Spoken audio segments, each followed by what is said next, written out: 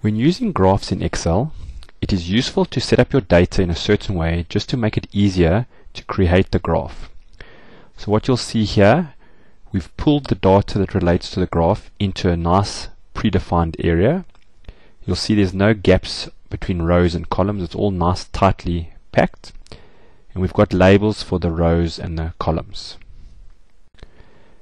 Another interesting thing is, depending on what you have in the top left corner here, Excel's default graph may be different.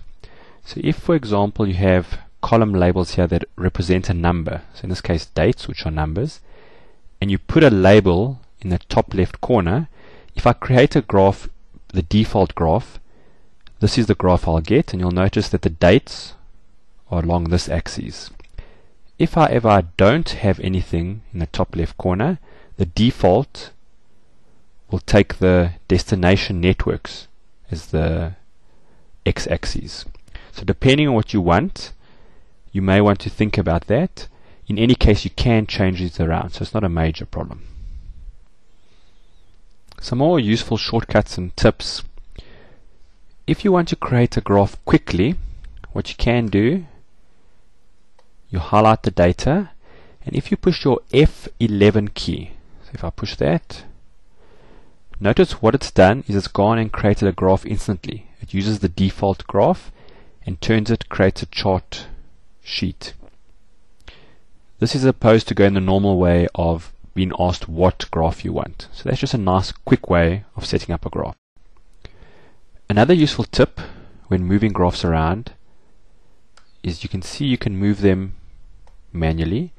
If you hold the Alt key and then move around, what you'll notice is that it jumps between the areas so that it lines up with the columns and rows. So for example, if you look here, this is lining up here, and here's a grid line.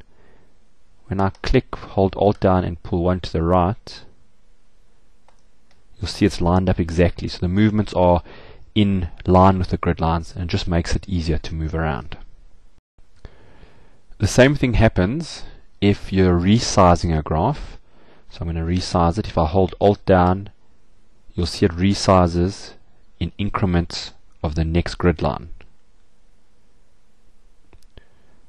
So it just makes it easier to set your graphs up to be exactly the same or exactly in line.